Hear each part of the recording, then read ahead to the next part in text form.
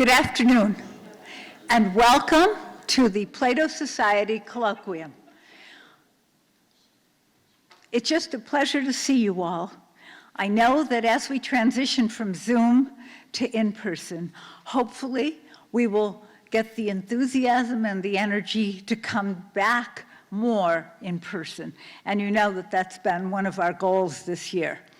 It is with really great pleasure to say, Zev, welcome as well.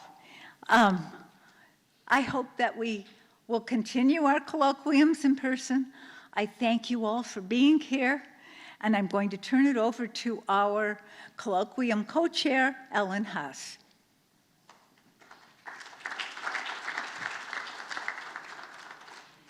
Thanks so much, Anne, and it's great to see you all here. It really is a pleasure.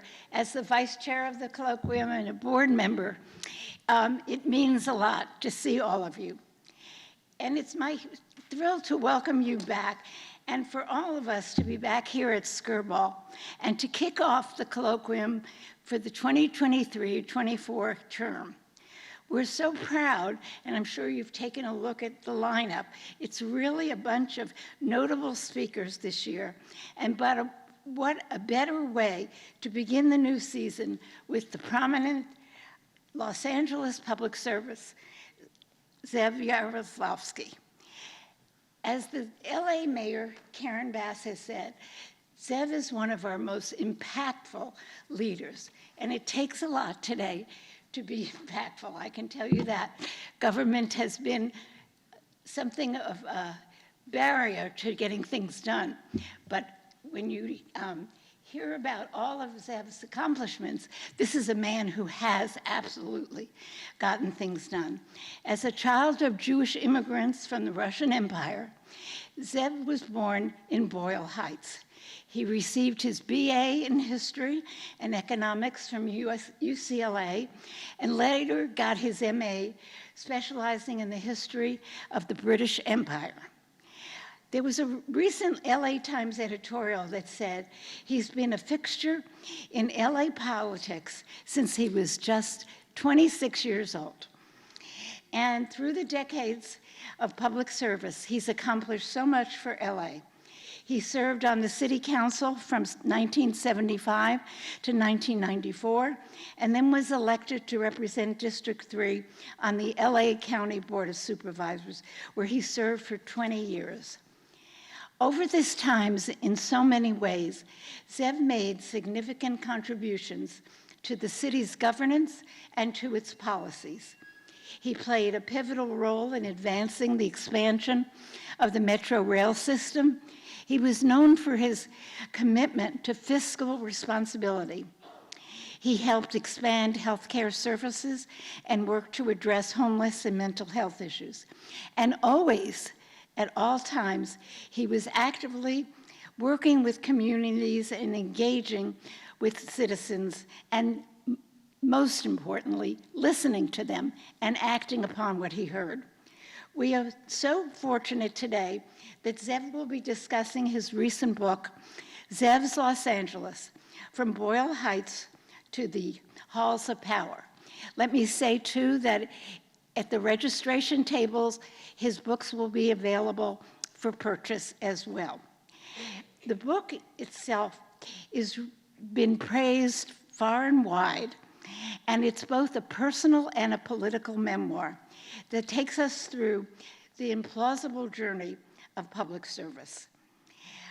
When you go into government, I know we all feel, and I did when I went into the Clinton administration many years ago, you want to make a difference. You want to make people's lives better. And I can tell you, we're honored to have Zev Yaroslavsky as our speaker today, because he made a big difference. Zev.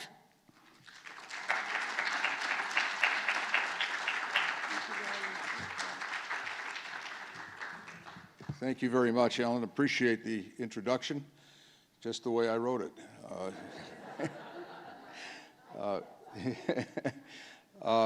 First of all, thank you all for coming out in the middle of the day to one of the most inaccessible locations in LA, especially if you live where I live in the Fairfax area. but it's great to be at Skirball, and my old friend Jesse Kornberg, who runs the place, has done a great job. This is a wonderful institution. And I think this is not the first time I've spoken to this group. It's been a few years, but I remember a while back, long before COVID, speaking to the Plato Society, and you picked a good name to name your group after. Actually, that name has been kicked around UCLA, where I've been teaching for the last eight years. With all the artificial intelligence, I think it was Plato, it's either Plato or Socrates, who complained about this new technology that was developed back then, 2,000 years ago, called writing. And he was very much against it because people would stop using their memory because they'd be able to refer to people's writings. And one of my colleagues at UCLA in the public policy department believes that there's nothing wrong with ChatGPT, that you know, if it was good enough for the old Greek philosophers to critique it, there's a value to having research done with ChatGPT. I had this is not what I came to talk about, but I just reminded of in January, ChatGPT hit the academic world like a typhoon, and everybody, I hadn't even heard of ChatGPT, and I better find out what it's all about because my students could be using it. And so I went home and I signed up for ChatGPT, and I typed in my name, and I said, give me 2 paragraphs on Zev Yaroslavsky. It had about 6 or 7 things wrong about me. Said that I was in the state legislature. I wasn't. There was a number of things. And then I sent it to my friend, Terry Friedman, who used to be in the state legislature as a state assemblyman. Some of you may remember, and then he was a judge for almost 20 years. And I said, get this. And he knew the falsehoods in those things. And he sends me an email back saying, you know, it's a good thing you didn't put my name in there. And then he sends me what his 2 paragraphs said. Said Terry Friedman was elected to the state legislature in 1982, whatever it was, and then became a public affairs consultant, which is wrong. He became a judge, a number of things. And he died in 2011 at the age of 61. So I said, I'm so sorry for your wife's loss. Anyway, the Plato Society, I bring it along. So I want to talk about my book, but I'm not going to read you my book here. You'll be happy to know it, but I do want you to read it. And if you haven't gotten a copy of it, I make no money on it. First of all, the book isn't going to make any money. so even if it did, it's going to a nonprofit. I'm not making a penny. It's cost me a lot of money as it is. But I wrote it. People ask me, why did you do it? And so let me tell you a little bit about why I wrote it. A little bit about my background, a couple of several of the lessons I learned during a career in public service, and then we'll have some questions and answers. As you heard, I got my master's degree in British Empire history. I did not come to UCLA with the intent of being a history major. I actually entered UCLA as a mathematics major, and realized when I walked into a class of 350 students, all who had these white short sleeve shirts and a lot of pencils in their, I wasn't going to be able to compete with that. Nadine, where are you, Nadine? Yeah, so you remember some of the students. We probably had more students at Fairfax High School who went to Caltech than any other high school in the country. And I said, this isn't for me, and I became an economics major. And then I decided to take a course in Southeast Asian history. Vietnam War was raging, and there was a class offered, I think it was History 156A, and decided to sign up for it. And I walked into the class, there were about 70 students, and a man who became one of my mentors and one of the great pedagogues I ever had, Professor Sardesai, announced that this is History 156A. It's the history of Southeast Asia from prehistoric times to the 10th century, which is not what I was signing up for. And but I couldn't get up and walk out of his class. It would have been totally disrespectful. So I listened for 50 minutes. And then I said, this is pretty neat. He actually brought this, I was like watching a travelogue of prehistoric Southeast Asia. And so I decided to stick it out, and then I took 156B, which took me through the 16th century, and then I got to 156C, the third quarter, which was what I signed up for in the first place. And I decided I like history, and it's meaningful, it's interesting, there are lessons to be learned from it, and I got my dual degree in history and in economics. And then I got conned into going into the graduate program by Professor Sardesai and one of the other professors, the British Empire professor, John Galbraith, not the economist, but the British Empire scholar. And after about a year, I realized this is not what I want to do the rest of my life. And picked up my master's and then did the hardest thing I ever had to do in my life, which was to tell Professor Galbraith I'm quitting the doctoral program. And no Mr. Holland's opus with him. He said he understood. He said, you know, put your books on the shelf, and it's been nice knowing you. And I went into politics in a full-time way. As all through my college days, I was an activist on behalf of Soviet Jews. Some of you know me from back then, and spent more of my time on that than I did on my academic activities. And in fact, I was arrested in a demonstration at the Shrine Auditorium in 1972, and my picture appeared in the Sunday Times, page 3 of the Sunday Times, and I get a message from my professor, Galbraith, who said he wanted to see me on the following day, and he said, Mr. Yaroslavsky, when are your academic pursuits going to occupy as much of your time as your extracurricular activities? And that was the day I realized there's a world out there to save, and I'm not going to do it sitting in the library reading British Colonial Office documents. And however, what it did for me was it gave me a real serious and deep appreciation for history and what it could mean looking forward. And when I was in office, sometime during the pendency of my career, I said, you know, I want to write a memoir when I'm done.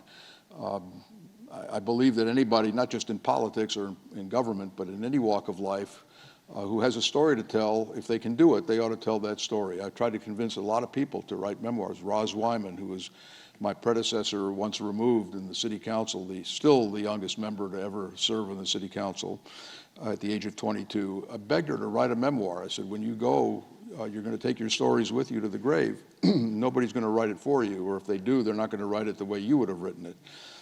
Vince Scully, of all people, I begged him to write a memoir. I said, you've broadcast almost 2/3 of the history of organized baseball. And he didn't want to do it. He said, it's egotistical to write a memoir. I said, no, Vinny, it's egotistical not to write a memoir and to go to your grave without sharing your stories with future generations.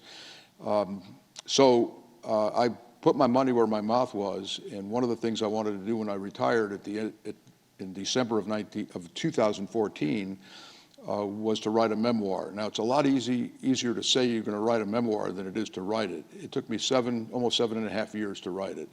In the interim, my wife passed away. I didn't write anything for a year, and it was difficult. But it was a fascinating experience, because I didn't want it to be just a vanity project, a TikTok of things that I did. I wanted it to also be a history of the period in which I served. It would be, from my point of view, meaningless to go through the effort of writing a memoir and not putting it in the context of the times. So much of history, and I know there's one person here who came out of the history department, a faculty member will agree with this, that just to go through a TikTok in 1944, you know, the GIs landed on Normandy, but it's important to know what preceded that landing and why there was a landing and what were the tributaries to that event, so you can put it in some kind of a context. And the book that I've written is not just about my accomplishments and my failures. It's also about the life and times, my life and the times in which I lived. And I'll give you a couple of examples of that. But so that's one reason I wrote the book. There are 3 reasons. One was I wanted to tell my story in my voice, and not have somebody else do it. Secondly, I wanted it for my kids and grandkids, especially my grandkids, who weren't around to see most of what I did, and someday they're going to want to know what their grandfather did, and their grandmother, for that matter, and this would be something that they, as they got older, they'd appreciate in having. My parents wrote compiled a book about my maternal grandfather, who's the subject of the first chapter of my book. His name was Shimon Soloveitchik. Soloveitchik, some of you will recognize the name. It's a very prominent name. If you walk into an Orthodox convocation and you say you're a Soloveitchik, it's like going to Boston and saying you're a Kennedy. It's a revered name. It's a rabbinical family. All the Soloveitchiks are related. We are not closely related to the rabbinical family. My grandfather was not particularly religious. He was a socialist and a labor Zionist in the old country, one of the people in that in that late 19th century, early 20th century generation that helped convert Hebrew from a language of scripture to a functional language, a conversational and a written language, not just scripture. And he was a very interesting guy. He was a very inspiring as well as tragic story about his life. And I say in the book, and once in a while I'm asked, who's the one person in world history you'd like to have met if you could?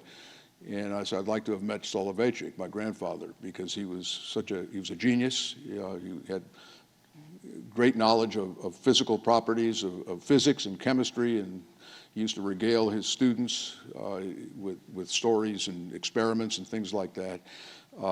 And he was an idealist. He actually was part of that generation that conceived of the notion that Jews could reclaim their homeland and do it in a way that was socially just. That was the labor Zionist movement, and he lived in a town in Ukraine, Poltava, one of the many cities that the Russians have chosen to bomb. And I've visited Poltava. I actually visited the house that he lived in and my mother was born in. I met some of the neighbors there who thought I was a spy because I had cameras dangling from my neck. But I wanted to commune with him in some fashion, and so he had a school in one part of his house, and he lived in the other part of his house. A very small house. It would be a small bungalow in the San Fernando Valley would be bigger than his house, and so much of what I became, and this is one of the process that I went through in writing the book, was not only researching my own background and making sure that everything I was saying was accurate and every assertion I make is documented. Not in the book, because the book would have been 10 times thicker, but everything is documented. I didn't want anything to be wrong. And but I wanted to also have the opportunity to engage in some introspection. Why did I end up doing this? Why did I end up, fighting for janitors in this town, many of whom were undocumented immigrants? Why did that issue move me in such a way that I became one of the people that the union that organized the janitors turned to me and asked me for help and for credibility? It goes back to Soloveitchik and my parents. They were people who, my parents taught me and my sister around the kitchen table, social justice was the key, and doing things that were bigger than yourself was the key. And in the case of my grandfather, he did things that were far bigger than himself, and he cared about the people who couldn't care for themselves, and so he dedicated his life to that. There's a quote that I learned, that I found in my British Empire studies. I have to mention this because otherwise that whole experience of British Empire history would be for naught. So I want to mention something I learned in British Empire history. There was a 19th century British historian, also a politician. He served in Parliament there for, I think, one term, Thomas Macaulay, Lord Thomas Macaulay. And the line he used, and it became kind of the lighthouse against which I navigated much of what I did. And the quote is this. He says, "No man is fit to govern great societies who hesitates about disobliging the few who have access to him for the sake of the many he will never see." And that became a mantra for me and my staff and the people with whom I worked, especially when I became a county supervisor. The city is pretty much, in those days, was a middle-class issue, middle-class government, street repair, police, fire, paramedic service, parks, libraries, the run-of-the-mill municipal services. The county, on the other hand, is largely the arm of society's arm in dealing with the people who are on the margins of society, either economically or they got into criminal trouble, they're abused by their parents, they're put up for adoption. These are people who are at the lower end of the income spectrum, even in the district I represented. People think that the 3rd Supervisorial District was affluent. Well, it did have a lot of affluence in it, but it also had a lot of poverty in it. The flatlands of the San Fernando Valley, in case you haven't noticed, is largely in the flatlands is predominantly Latino.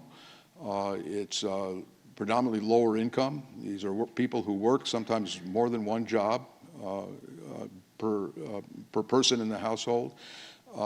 It's a rough life. And when I became a county supervisor, I said, those are the people we've got to pay attention to. The people in this neighborhood can take care of themselves. They know how to reach a councilman. They know how to hire a consultant or a lawyer or a lobbyist. We are the lobbyists for the many we never see, as Macaulay called it. Harry Truman had another line. He said that there are 15 million Americans who are represented by federations and associations and lobbyists and lawyers. The other 150 million are the responsibility of the President of the United States. And that quote, which came to my attention during my career, I said, that's exactly what we're here for. We're for the 150 million, or in our case, the 1.5 million people in our county supervisorial district who can't take care of themselves, and they depend on us to run interference for them. And that's what I spent most of my time and most of my effort and spend most of my political capital on, were those folks that we never see. And where does that come from? And this is part of the introspection that I've mentioned. I said it, I was always fascinated by my grandfather. I know a lot about my maternal grandfather. I know very little about my paternal grandfather because there are no writings. But in the case of my grandfather, my maternal grandfather, he wrote a lot, and a lot of it was preserved by my parents. And you kind of get the sense of who he was. And then my parents themselves. My dad was the founder of the Hebrew Teachers Union in this town. My mother was the first Hebrew teacher in the community college system here in LA. There are people to this very day who tell me that, your mother was my Hebrew teacher at City College. And my mother passed away when I was 10, so I didn't get to know my mother as a young adult or even as a teenager. But I've gotten to know her through the various people who were her students, and who would regale me with stories about, acts of loving kindness that she offered and engaged in, and so this whole process was a way for me to really take another look at myself, something I could never have done while I was in the arena, so to speak. So that was the second reason was to share that with my. I wanted my kids and my grandkids to have something to look back on long after I'm gone. And the third reason is I wanted to write a history of this period. There are people who weren't born when I was in the middle of my career who are now revisionist historians who say, because Yaroslavsky did this, we now have this malady, and it's laughable, and the people who got their PhDs from UCLA, and 3 professors signed off on their dissertations and never asked a critical question about how is this possible, or did you consider this or that? And so I wanted to, as my chief of staff kept telling me, you got to tell your story, because if not, then all these nuts are going to tell your story for you, and it's not true. So that's the reason I wrote the book. So the book is in 3 parts. And by the way, I do want to encourage you, if you haven't bought it, I make no money on this book. It's for sale outside, and I'll sign it for you if you want my signature. If you think it's worth more without my signature, that's okay too. But I really am pushing people to read it because I think it tells you a lot about why we are where we are. That's really what the whole thread of the book is how did we get to where we are? And not a lot of how do we get out of where we are, but it suggests some ideas. I didn't want this to be a political science book looking forward. I wanted just to bring it to the present. The book is in 3 parts. One is the part before I became a public official. My activism in Soviet Jews, my trips to the Soviet Union as a college student, the influence that those trips had on me, not just in terms of Soviet Jews, but on First Amendment rights, on freedom of speech, on privacy rights. The story I tell when I went to my first trip to the Soviet Union, I went to visit my dad's aunts, my dad's sisters, my aunts, and they lived in Kharkiv, one of the second largest city in Ukraine, which has been right on the bubble there on the front. And my older aunt, met me in Moscow, and she was my tour guide. She took me around, and we were in Red Square, and at that point I was well aware of the situation for Jews in the Soviet Union. So I just take you back a notch from my bar mitzvah in 1961. We received dozens of telegrams from all of my parents' friends from New York and Cleveland and Chicago and Israel, and we got a telegram from Kharkiv. All the other telegrams said, Mazel Tov on your bar mitzvah, congratulations on your bar mitzvah day, now you're a man, and congratulations on your bar mitzvah. And my aunt's telegram said, congratulations on your birthday. And so I said to my dad, I said, what's with this, pathetic, anemic, congratulations on your birthday? Everybody else recognized the bar mitzvah. And he explained to me when I was 13 that if they had written bar mitzvah in the telegram, it would never have gotten to us in all likelihood. It would have been censored and stopped. And they might have paid a price for it. They might have been called into the KGB office or worse. You just don't do those, so you don't take those kinds of risks. So in the Red Square, I say to my aunt, I said, so what's it like for Jews in the Soviet Union? She said, shh, the walls have ears. And I'd never heard that phrase before, but I'm looking around Red Square, it's a pretty big square, and I said, what walls? They're 100 yards away or more. And then I realized, she didn't want to talk about it out in public. And by the time I got into public office, one of the first stories, one of the first issues that came across my desk was the settlement of a lawsuit that was brought by the American Civil Liberties Union against the city for infiltrating a history professor's class at UCLA, Hayden White, who was my professor. I took his class. The LAPD sent an undercover officer to spy on his class, and to why Hayden White? Well, Hayden White was an anti-war guy. If my memory serves me correctly, he wasn't the only anti-war person in society in those days, and there aren't enough undercover agents in LA or in the FBI or anywhere else to infiltrate every single class in every university where a professor was anti-war. And and he was discovered by Hayden White, and the cop panicked, and he got into his car right next to Haynes Hall at UCLA, got into his unmarked car, started the engine, floored the accelerator, and grazed one of the other professors who had confronted him, Jeffrey Simcox. Some of you know the history department will remember these names. And so there was a lawsuit brought against the LAPD. And when I this is in 1971 or 2, and I come into the city council in 1975, and there's a settlement, Hayden White versus the city of Los Angeles. And it was a big settlement. I forgot the amount exactly, but it was in six figures at least, and in 1975, that was a lot of money. It's a lot of money today, but it was a lot of money then. And so the walls have ears is something that kept ringing in my ear, that you know, the LAPD shouldn't be using taxpayer resources under the guise of the Public Disorder and Intelligence Division. That's what it was called, you know, as though Hayden White was a threat to the public order. He wasn't. And the ACLU sued the LAPD, and in discovery, they found a whole list of names of people, prominent people in LA, who were in the files of the LAPD.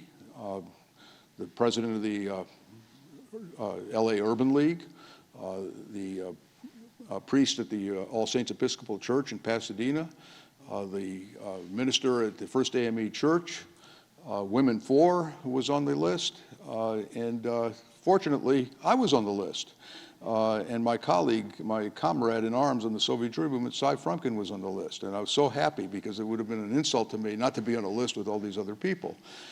But this was what they were, this wasn't about public order or disorder. It was about a division that was monitoring the thinking and the activities, the free speech activities of people whose opinions differed from that of the chief of police.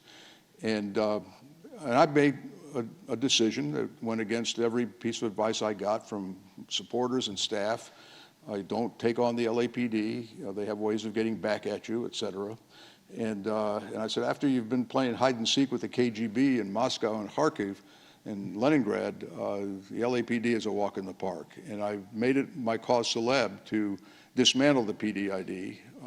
I'm all for police dealing with true public disorder and terrorism and the real crime threats that we have and had, but not a political operation, a political apparatus that has its antecedents going back into the 30s in the city with the Red Squad and the LAPD and the collaboration with the corporate sector.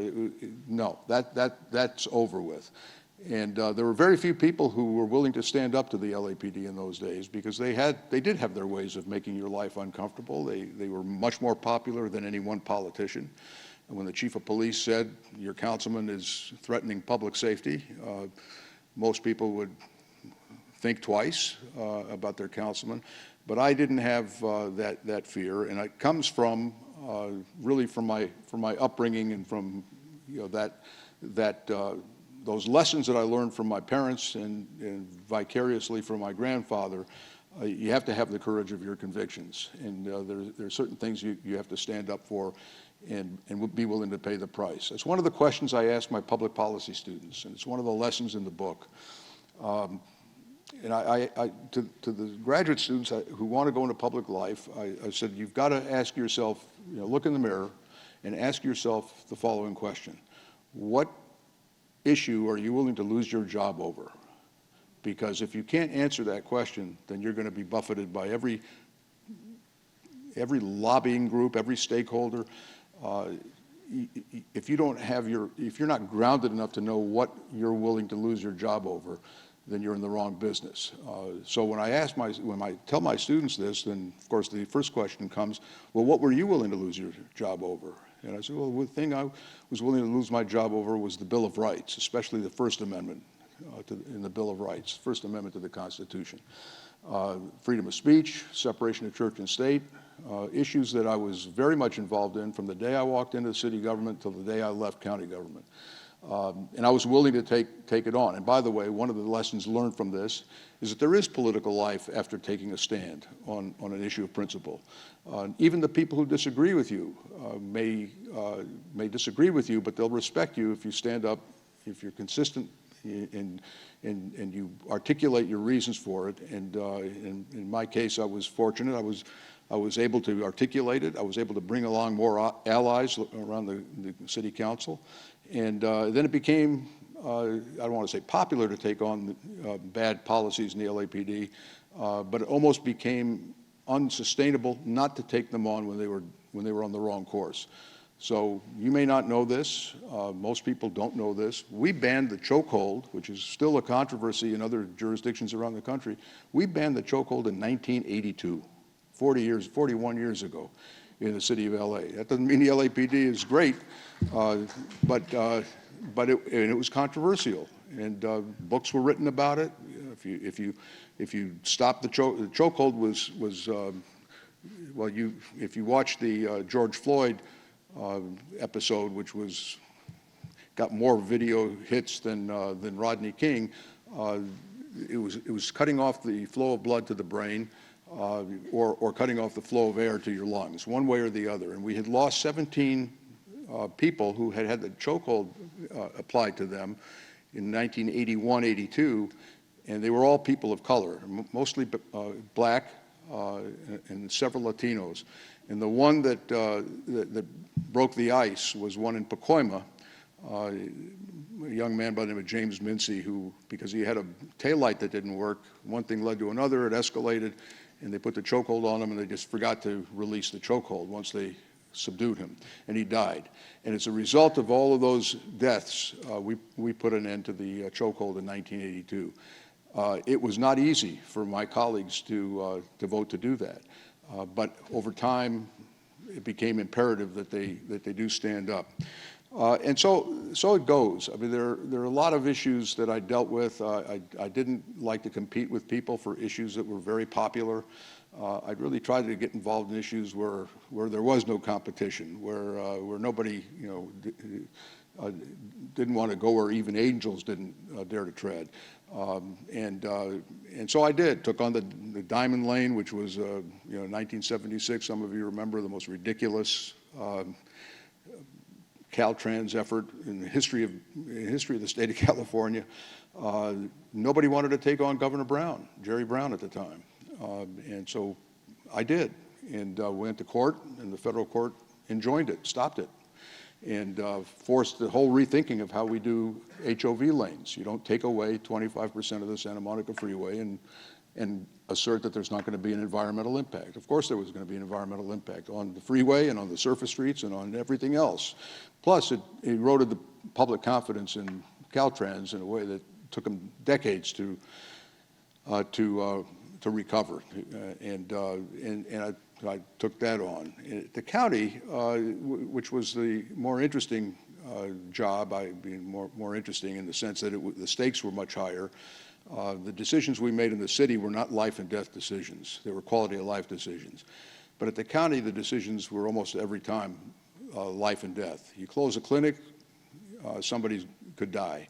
You close a hospital, you know that people are going to die. The day I was sworn in as a county supervisor in December of '94, I was sworn in at 11 o'clock on December 5th. At 3 o'clock in the afternoon, Orange County, right next door, announced that they were declaring bankruptcy.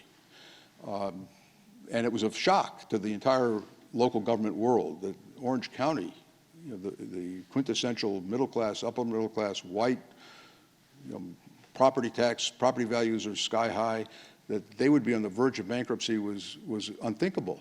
But yet that's exactly what had happened. Now, if they're threatened with bankruptcy, then certainly the County of Los Angeles ought to take a look at its own books. Well, it turns out the county was in much worse shape than Orange County. And the first thing I had to do as a county supervisor was to deal with, along with my 4 colleagues, was to deal with how do we get the county back on track. The county health department was a department that had a budget of about $2.5 billion at the time. The whole budget of the county was $11 billion at the time. And they were in the red. The health department was in the red by $700 million. They had a structural deficit of 30%. And it was not sustainable. And in fact, if we hadn't have done something radical, we would go we'd have to declare bankruptcy for different reasons than Orange County did, but nonetheless, it would be inevitable. By the way, not one member of the Orange County Board of Supervisors ever got elected dog catcher after that bankruptcy. That's not a good thing to have on your resume if you're a politician, that you were there when your government went bankrupt. So we thought outside the box. We engaged the Clinton administration, which was relatively new at the time, and the story is well told in one of the chapters in the book. It's a great story of how we went from the precipice to a solution which took us a long time to stabilize the county's finances. But in the case of the health department, when I arrived, the budget deficit was $700 million in the health department. When I left, the surplus was $400 million over a period of time. Part of it thanks to the Obamacare, the Affordable Care Act. Part of it because we raised taxes. You, the voters, raised taxes in 2002. Part of it because we restructured the way we deliver health services in LA County, all of which were very controversial. The unions hated what we were doing because the unions don't like change. At least they didn't then. But we had to stand up to, because we knew what we were doing. We knew that if we didn't, the unions would throw us under the bus, and we had to do the right thing. The last story I'll tell is one of my favorites, and it was the Orange Line busway in the San Fernando Valley. Anybody here live in the San Fernando Valley? Yeah, all right. You all know about you've seen the Orange Line in operation, the busway?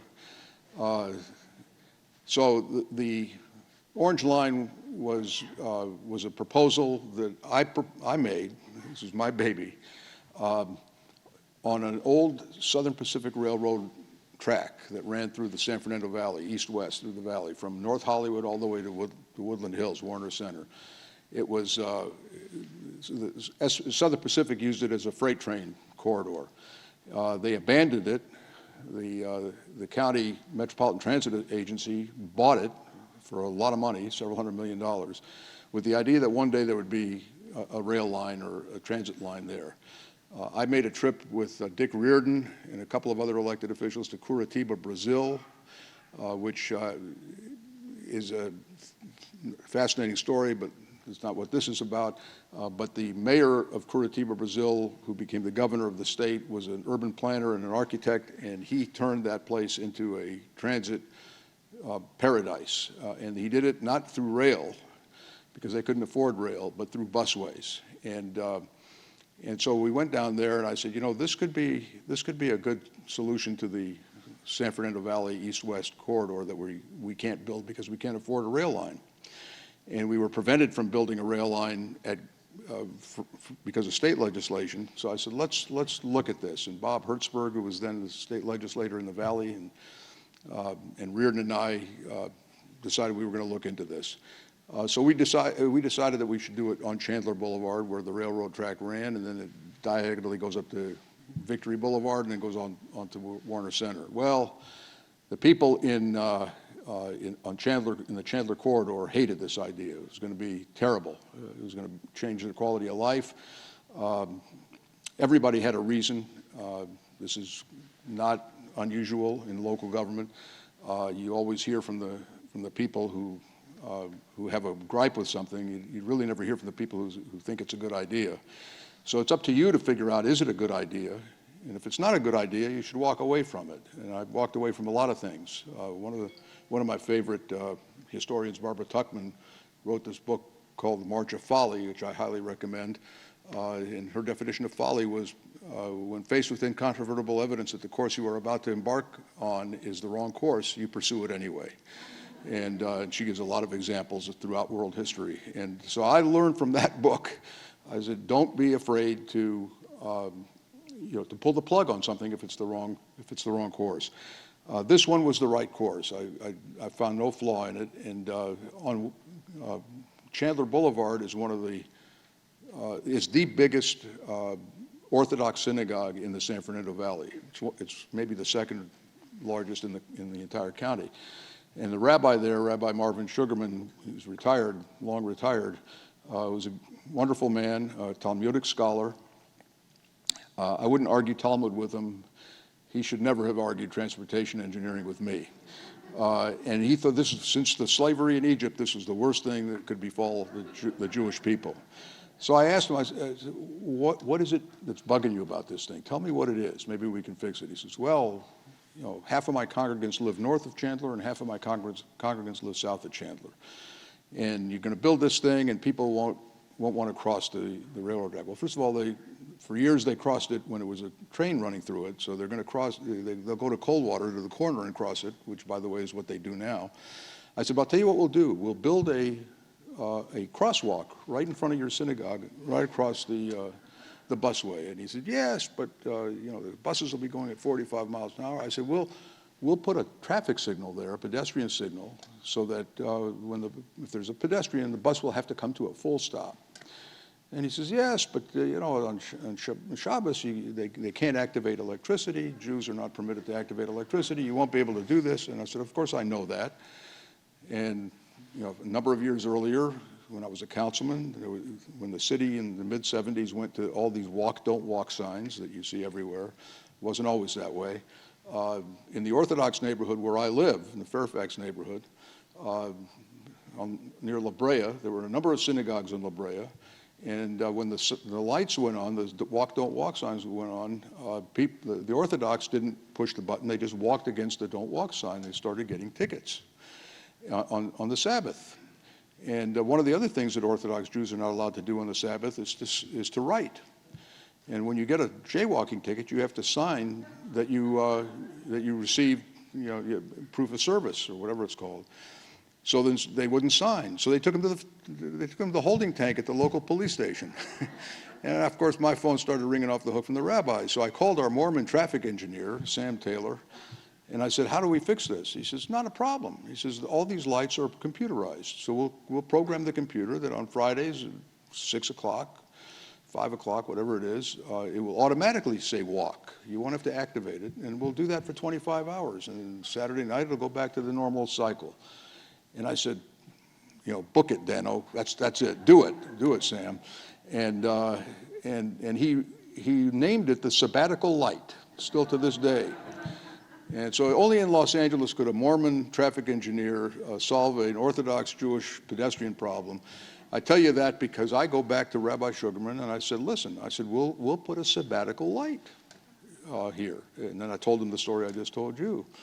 And the rabbi couldn't take yes for an answer. You know, I solved your problem. You just don't want the damn thing. And so we put it in. And then he retired and he moved to Jerusalem. And he came back in 2005 for the high holidays. And we were opening the Orange Line right around that time. And I ran into him at a banquet. And I said, Rabbi, I said, I hate to bring up a sore subject, but have you seen the Orange Line in operation? He said, yes, I've seen it. I said, so what do you think? He says, the Orange Line, what's not to like? So I told Rick Thorpe, our Protestant CEO of the Orange Line project, I said, we ought to get a picture of Rabbi Sugarman, put it on billboards all over the valley, and it says, with a caption, the Orange Line, what's not to like? I said, I'm just joking, Rick. I said, don't do it. I tell you that story because I've said it to many elected officials, you know, in the introduction, you mentioned, you know, listening to people. You have to listen to people. You don't have to agree with them, and they don't have to agree with you. But, you know, I have an old saying, an old axiom, that most of the time, you can take 80% of the issues that people come to you with off the table. I don't want magnolia trees. I want jacaranda trees. I don't, you know, my wife hated jacaranda trees. I said, okay, we'll put sycamore trees. Who cares, right? It's the predicate of the sentence that matters, not the adverbs and the adjectives. And you can take those issues off the table and still you're still able to produce the product you wanted to produce in the first place. But you can only do that if you're listening carefully to what people have to say. And there are occasions when you listen to what people have to say and you say, you know what, they're right. And there were many times when I did that, even at the county supervisor. I had a issue in Sylmar, a community I love. Nobody ever goes to Sylmar, but it's a wonderful community of working people. And there was an issue came up. I had a community meeting. Supervisors generally don't have community meetings because they represent 2 million people. They don't have to have a meeting. You know, they can do whatever they want. They're almost like dictators. But I learned, representing the 5th Council District, and I know Sandy is here somewhere, and you know, you've got to be accessible to your constituents. And so I had a meeting in a local elementary school, and there were 400 people showed up. The place had seats for 120 people. It's another one of my axioms. When a politician comes to a community meeting and he can't find a parking place, it's not going to be a good meeting. And I sat there, stood there for 4 hours and listened to every one of the people there until the last one spoke. And I went back, driving back to my office with my deputy, and I said, we're going to pull the plug on this. They're right. We shouldn't be doing this. So listening is an important part of the business. I'll conclude with this. People ask me, what do you think of what's happening in politics in the country and politics around the world? I'm very pessimistic. The opposite of my late wife. Barbara had a sign on the windowsill of our kitchen that said, a pessimist has an optimist has no brakes and a pessimist has no accelerator. And she was the optimist. She never saw anything but optimism, and every problem was an opportunity. I always had, the old Garrison Keillor line, what's the worst that can happen? And let's start with that. And I'm very down on what's happening to our democracy. And part of that is because people don't listen to each other. They've kind of parked themselves in their own tribes, and they're not interested in what other people have to say. And it's particularly difficult among younger folks. I do a survey every year at UCLA, and the younger people, the 18 to 39-year-olds, are the ones who are most anxious and most upset and most unhappy about their lot in life, their future, their opportunities, et cetera. Housing costs, of course, are one of them. Jobs, what you get paid. It's all part of the same constellation.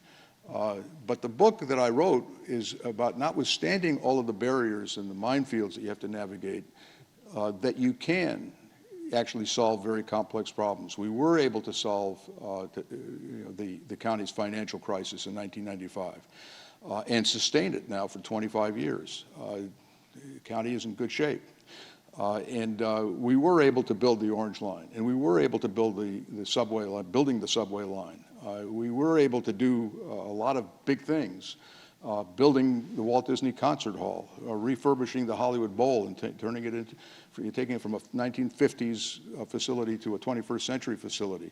These are all important not only because we like music or arts, but because they're also part of our economy. And there are ways to solve complex problems and take on big picture things and bring them across the finish line. But it requires a depoliticization in order for that to take place, and we're going in the wrong direction. So we'll see in the questions and answers. You may have more specific questions about that, but I do believe that public service is a great calling in a democracy. It is. I wouldn't have changed a single, career path decision I made. It was a wonderful opportunity to help shape the community in which I was born and raised, and I'm ready to answer any of your questions. Okay.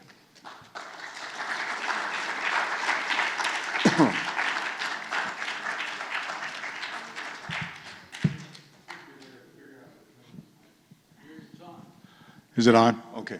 So put up your hands and I'll come to you. How's that? Does that work for you guys? Sure.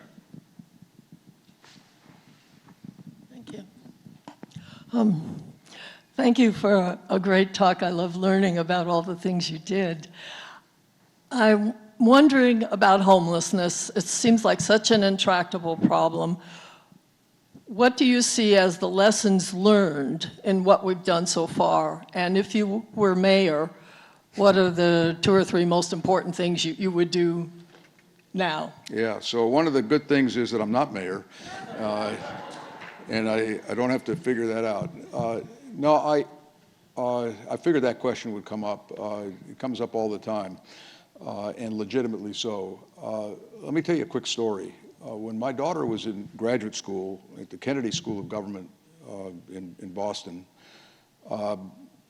between her first and second year of getting her master's, she was working for the city of Oakland.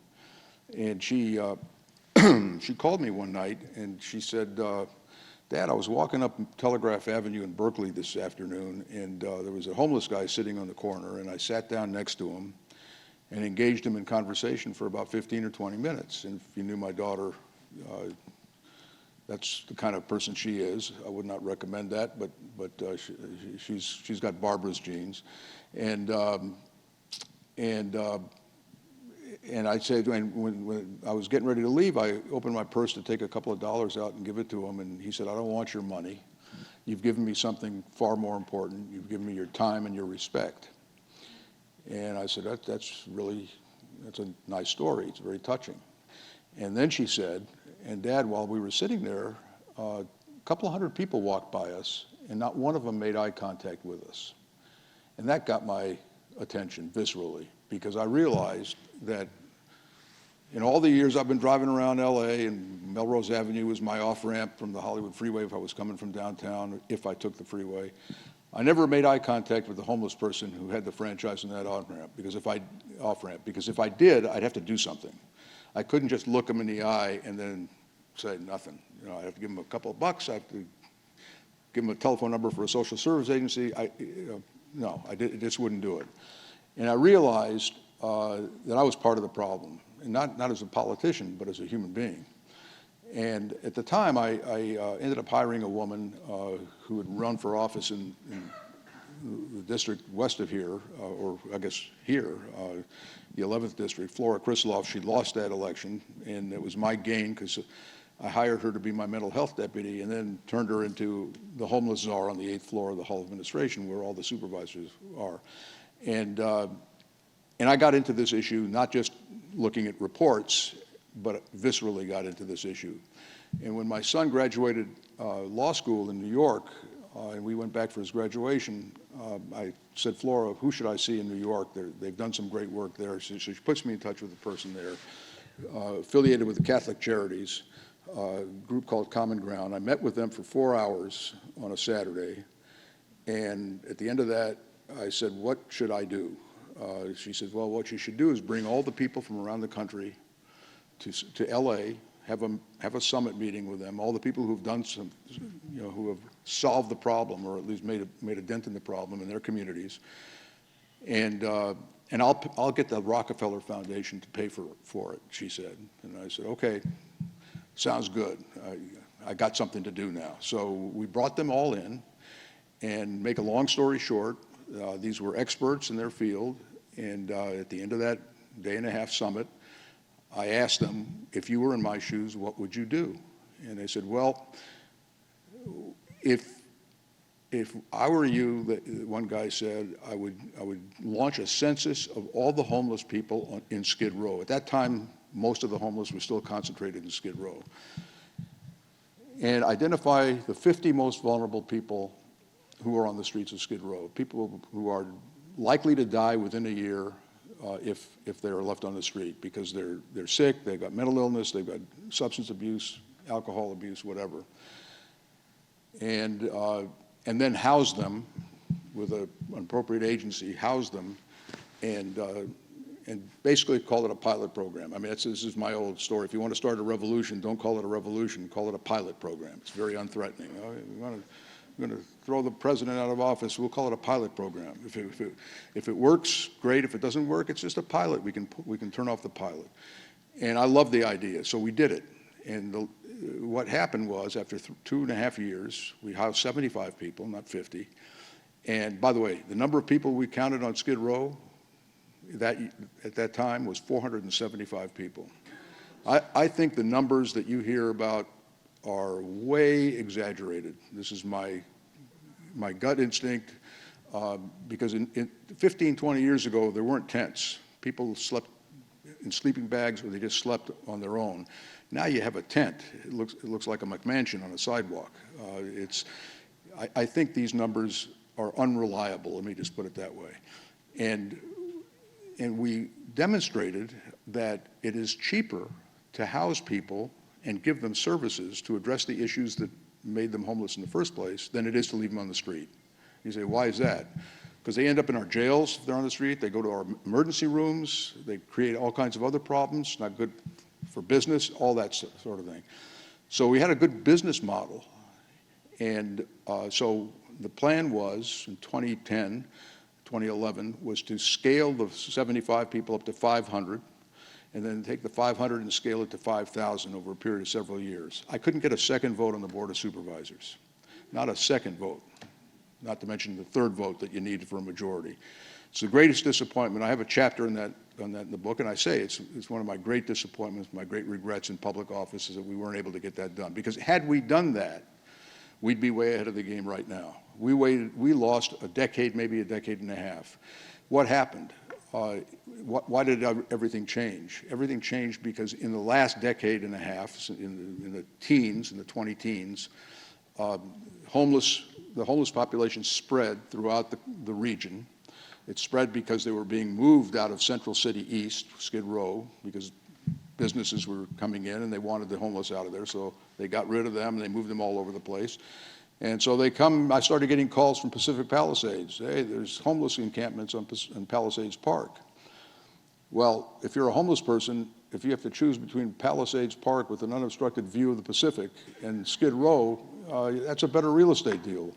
And this was happening all over the place. And I said to my staff at that time, I said, now that it's happening in Palisades and in Playa del Rey and in Westchester and in Long Beach, it's going to become a political issue. It hasn't been a political issue up until now.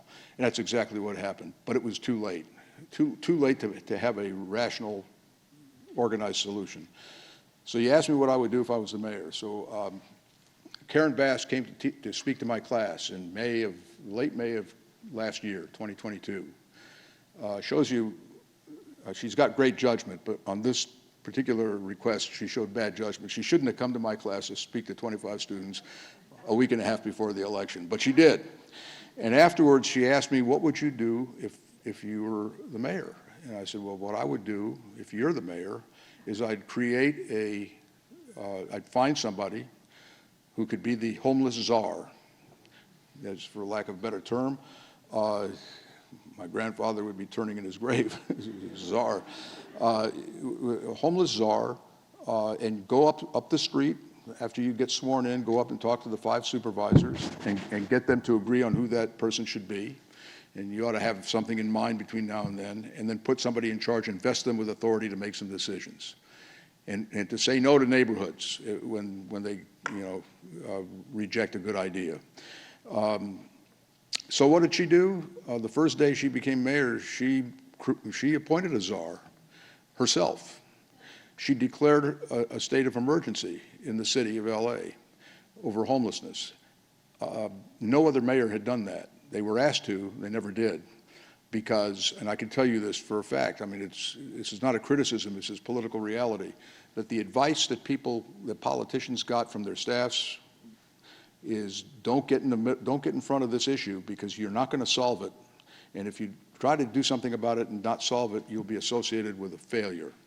So you're better off not doing anything. And you know who the mayors were. They all bear some responsibility. And by the way, for many years, I bear the responsibility for that too. But after that phone call from my daughter, things changed, at least as it related to me. And I think that is the most significant thing that has happened because Karen's doing the declaration of emergency, because she has said, I'm in charge, put the bullseye on my back, judge me by my results, and that's going to be the way it is. I'm taking ownership of this issue. That's a very gutsy thing she's done. And there are a lot of people in this town who are on the other side of that election, and the other side of a lot of elections, who want the people that they did not support to fail, to justify why they were for the other person. And that's really outrageous. There's been some progress made on the homeless issue on the west side of Los Angeles. I say that not because my daughter-in-law is a councilwoman or Tracy Park is a councilwoman out here, but because I live in the west side and I see it. I was on my front lawn two Fridays ago. An Orthodox guy is on his way to shul, the synagogue, and he says, is it my imagination or has the homeless situation in the neighborhood improved a little? I said, as a matter of fact, I think it has improved a little. And that's going to be the measure of her success. of the mayor's success. Because there's an old saying, nothing succeeds like success. You've got to do it one step at a time. It's got to be incremental. It's not going to be done by revolution. It's not going to be done by housing 30,000 people in a year. It ain't going to happen. And she said it, and so did Caruso say it. I said, you're both blowing smoke. Nobody will believe that. Even an uninformed person will understand if it was so easy to house 30,000 people in a year, somebody would have done it by now. It's not that easy. It's impossible. So the first thing is under-promise and over-perform. Don't tell people you're going to house people 30,000. Tell people you're going to house 1,500 people in the first year, or in the first 6 months, or 2,000 people, whatever the realistic number is. And if you house 4,000, you've overperformed. You're a genius. Antonio Villaraigosa, you may remember, had this plan to plant 1 million trees in LA during his term of office. In his first term of office. His first term, he only planted 200,000 trees. And LA Magazine had a picture of him on the front cover. It said, failure. Now, if he had said, I'm going to plant 100,000 trees, and you plant 200,000 trees, it would have been genius. So don't overpromise. There's no crime in telling the truth to people. And I've said that to my constituents forever. We're not going to solve this problem overnight. It didn't happen overnight, and it's not going to get solved overnight. So you have to have patience. But you have to have progress. And when Karen asked me, the second question she asked me that day, and this will be the last sentence of this answer, she said, what would be the measure of my success? And I said, the measure will be if I walk out of my house, drive around my neighborhood, go to the bakery, go to the park, go on a jog, and I say to myself, you know what the Orthodox guy said to me? He said, you know, I think things are improving. Because once things are perceived to be improving, as I said, nothing succeeds like success. Everybody's going to get behind her, and a lot of people are behind her. And it's tough because it's out, and there are some parts of the city, not far from where I live, east of me in Hollywood, it's a disaster zone. It's an absolute disaster zone where homeless tents occupy the entire width of the sidewalk. The county has a mental health clinic, a major one. I created it on Vine Street, right across from the Armenian church. By the way, the Armenian prelate there begged me not to put it there. I said, it's going to be okay. And it was okay. And it has been okay. But now there's a homeless encampment in front of the county mental health facility in Hollywood. It's not a facility, it's a kind of a regional headquarters. It's a big place. And you can't access it. If you're a homeless person, if you're a mentally ill person, you can't access it. That kind of stuff has to be dealt with. And I tell you, I watch it religiously because I'm invested in this issue from the phone call I got from my granddaughter, from my daughter. It was, my granddaughter would probably give me a piece of her mind too. You know, we have to just keep putting one foot in front of the other, recognize that this is a serious human problem that has been neglected for far too long, and do what we need to do one step at a time, and we will get there. But it's not going to happen overnight. But it's happening. It's starting to happen. And she's only been in office, Karen, for 7 or 8 months, right? Yeah. Go ahead. You just speak up. I think I can hear you. Yeah. All right.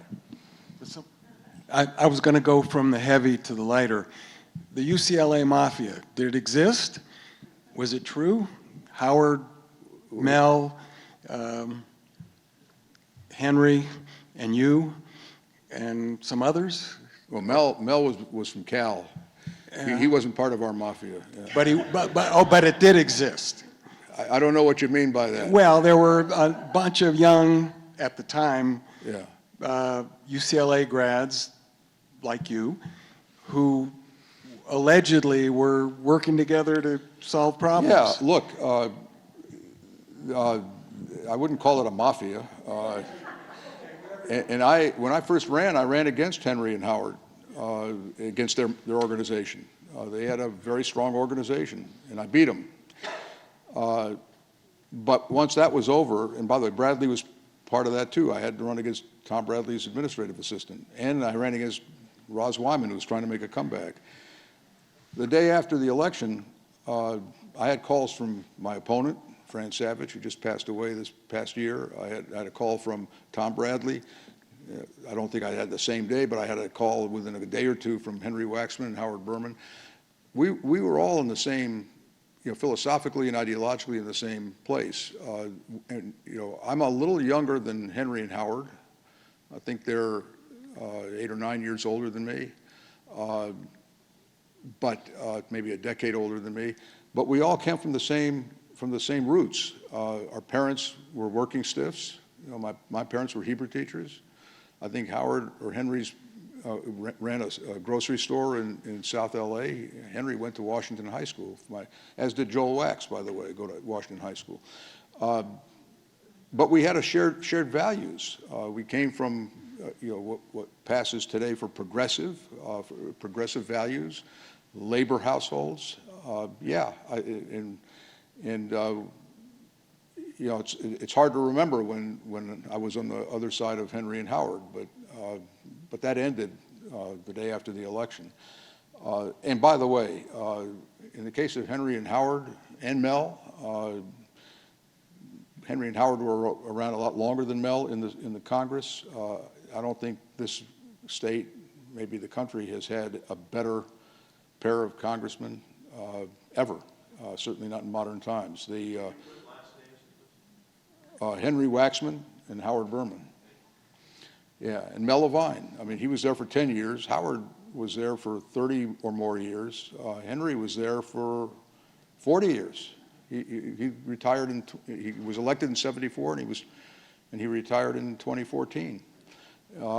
Henry Waxman, and by the way, Dianne Feinstein, not part of my geography, but having her as a U.S. Senator and Henry as a congressman, a very powerful and influential congressman, we were able to preserve the West LA Veterans Administration, which the Bush administration wanted to sell off for massive commercial development to build another Century City here.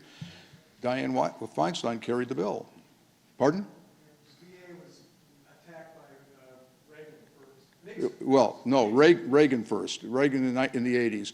But then the Bush, and that was stopped by Alan Cranston, but it was only in a small piece of the VA. The Bush administration wanted to sell all of it off.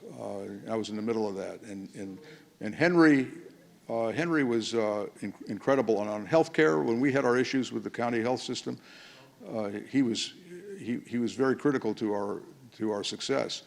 And Howard and I remain very close friends. As brilliant a legislator as I've ever met. And just FYI, he's got a photographic memory, so he'll remember things that I've long forgotten. But and you get spoiled by being around people like that because they're the best of the best.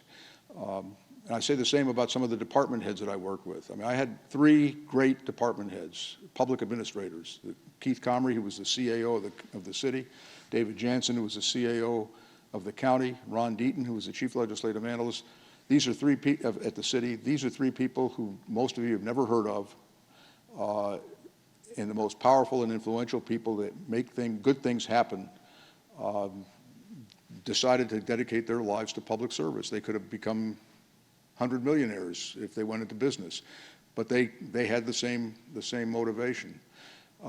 People ask me, do you miss public service? I said, I don't, for the most part. But what I do miss is working with really smart people who are motivated by the right things. Pardon? Yeah. I can't afford the dues. Yeah. No, I'm just joking. Right here. I had a question. Yes. In your book, you tell a story about how you had a 2-hour meeting with the landlords about rent control at Ollie Hammond's restaurant. Yeah. And you don't go into detail about it, but I love the story about courage of your convictions. Did you ever find yourself wavering and thinking, oh, maybe I need to help these landlords? But I know you eventually said, no, I am here for the people. I'm just wondering, how did you deal with that conflict, dealing with both sides, and did you worry about political retaliation and things like that? Yeah. No, I didn't worry about political retaliation, and that goes back to the question you know, what issue are you willing to lose an election over? And there were a lot of them. I mean, and they all come to what my mother taught me on a Saturday morning, because she used to have my sister and I read from the first 5 books of the Bible. We weren't religious, but she used it as a historical and an ethical thing. And the one that stuck in my head was the Cain and Abel story. And you know, the difference between right and wrong, good and evil.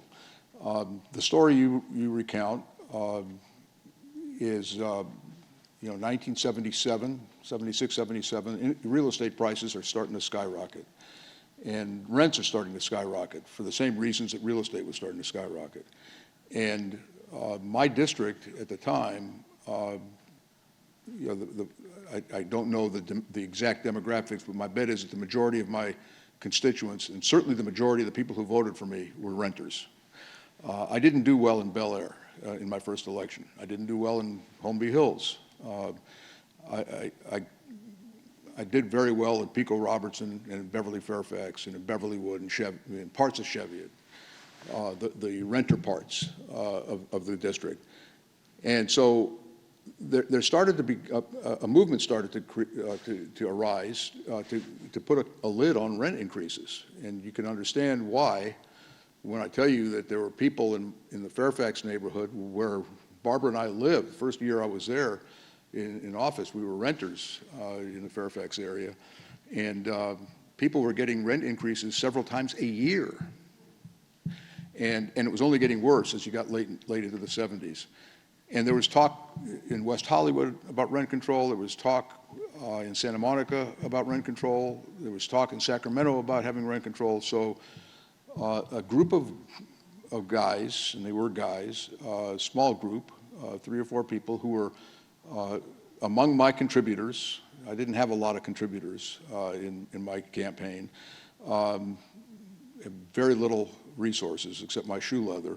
But they wanted to have a meeting with me. And basically they wanted to warn me, you know, they see rent control coming, and it's going to come to the city of LA, and we want your commitment that you're not going to support it. I didn't realize what the meeting was about when it was called.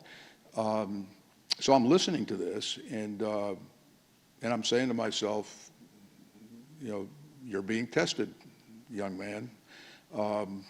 This is a time where you're either going to do the right thing or you're going to cave, and I'm not a caver. And I listened to them, and when one guy finished, the next guy started, and the next guy finished, and the following guy started. It was a tag team match. And finally I said, all right, I've heard you guys. And I said, when you supported me, you had no idea I was going to win. I didn't think I was going to win. You took a flyer on me because you knew I was independent. And what makes you think that you can come in here? Because the line they used, and I quote it in the book, is, we were there for you, now we need you to be for us. By the way, never before or since has anybody ever, no contributor has ever said that to me. You know, we were there for you, now we need you. You know, no, that was the only time that ever happened. And so I responded by saying, what makes you think, you know, an independent guy like me is going to succumb to this kind of a what do you call it, a shakedown? The answer is no.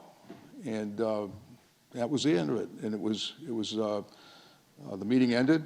2 of the 3 people who were in that meeting I never spoke to again. And the other one, rarely. Yeah, and I'm proud of it. That's why it's in the book. And it's a lesson to every other public official. I can tell you right now. I mean, you read the papers. You know what the corruption scandals have been in City Hall, in the County Board of Supervisors, and historically in the state legislature. I mean, it's seemingly ubiquitous. And yet, there are people who can't say no to the people who contributed to them. Jesse Unruh had a great line. It's not adhered to very well, but very much, when he was Speaker of the Assembly. He said, if you can't take their money and drink their wine or their booze and then still vote against them, then you don't belong in politics. You've got to be able to say no to your friends. And and I'll close with this, on this question. There was an article early in my career. I was asked by the council president to be the chairman of the planning committee. It's the last thing in the world I wanted to be. He was the chairman of the planning committee. But the previous chairman had an ethical issue. He ultimately had to plead to a federal crime, and he removed him from the committee, and the only guy he could trust to do the job, he told me, this is what he said, John Ferraro told me this, he said, will you be willing to do it? I said, if you want me to do it, I'll do it. It's the worst job I ever had. But I had the bullseye on me. You know, I got to run for re-election. I'm raising money for my re-election. And some of the people who are contributing to me had business before the city. And so they did a big story about me in the LA Times. I think the headline was, same diner's new host. And it was a real hit piece, except for the last paragraph. They quoted a lobbyist anonymously. I think I know who it was, but I can't be sure, and not a friend, who said the following. He said, Yaroslavsky takes our money with impunity and then votes against us. Said the lobbyist, quote, but it's a compliment to the son of a bitch. I want that on my gravestone, because if you can't vote against them, then you're in the wrong business. All right, here's our last question. All right. Last question. First of all, I want to thank you for a really great afternoon and Thank you. very, very enjoyable. I've enjoyed it too. You've sort of led into my question, although I didn't anticipate that you would. Over the last couple of years, we've had 3 or 4 convictions and/or indictments of members of the city council. What do we do as voters? What does the city council do itself to try to clean up the corruption that permeates around? Well, I mean, the real serious corruption is when somebody takes a valise with $500,000 in $100 bills, okay? The recordings were horrible, but that's not a crime. I mean, it's a political crime, but it's not a legal crime. And all but one of them has paid the price for it. And the last one just announced he's running for re-election. We'll see what happens. It's not my business anymore. So I do believe that you all, voters, need to be paying more attention to these candidates. Pay attention to who's funding them. Pay attention to where they're getting support from independent of their campaign. There was a consortium of people of special interest who were running independent expenditure campaigns in 4 different city council races this last time in 2022 and a supervisor's race. And I'm not saying that all those candidates who were the beneficiaries of that, you know, we'll never know, because 3 of them were defeated despite the independent expenditure campaign. But you got to know that when a candidate is getting $600,000, $700,000, $800,000 in an independent expenditure campaign from a special interest, I won't mention a particular, the fireworks, just to be clinical, there was no fireworks, but the fireworks lobby, and there's a fireworks issue coming up before the city council sometime in the next 2 years, you gotta believe that, you know, you at least question the person about why are they funding you like this, and be smart about it. And by the way, in all but one of the districts, the good guys won in that context, because people did pay attention. Look at those television ads, freeze frame it, see who's paying for it in that small print. Okay, it's amazing how many people do that. I do it all the time. When I see an ad I've never seen before, I freeze it. I say, who's paying for it? And I can tell by who's paying for it what side that particular candidate or what side that issue is landing on. So you have a responsibility for that, and you can prophylactically prevent this sort of thing. Now, having said that, You know, it was an Israeli prime minister who once had a line. It said, "There's no guarantee that guarantees a guarantee." So even under the best of circumstances, you're going to have some bad eggs. Most of the members of the city council are not crooks. And most of the people I dealt with were not crooks. We had a couple of people who had legal problems, but the others and I disagreed with them on some stuff, but they weren't crooked. They weren't taking money under the table. You know, I was offered cash 5 times. 5 different times in 40 years, folks. It's not a lot, but I do know the, you know, if an envelope is bulging, it's a lot of money. If it's not bulging, it's probably just a few $100, $100 bills. I actually did that. I said, I wonder how I can tell. I took a bunch of $1 bills, put it in an envelope to see how many bills would it take for it to bulge. In every single case, you know, the answer is no. You can go to prison for this, and if I accept it, I could go to prison for this. And by the way, I don't operate that way. And that was the end of that. You've got to just, that's the way you got to be. And you know, I tell this to my students too, because people do get offered bribes. I mean, this is a reality, especially in local government. I tell them this: when somebody gives you cash, there are 2 people who know about it: you and the person who gave you the money. Now, if you can trust yourself to keep your mouth shut, that's great. You can't trust that the other guy will never keep his mouth shut. So why even take the risk? If the ethics doesn't get to you, the pragmatics, maybe, you know, that's a very sobering thing. I never thought about that. You know, 2 people know it, and the wife of the person, and then the wife gets a divorce from the person, and now she's going to spill the beans. No, you're better off, if you want to sleep well at night, then don't do it. And we had a saying in my office, and I'll conclude with this. I'm getting the signal.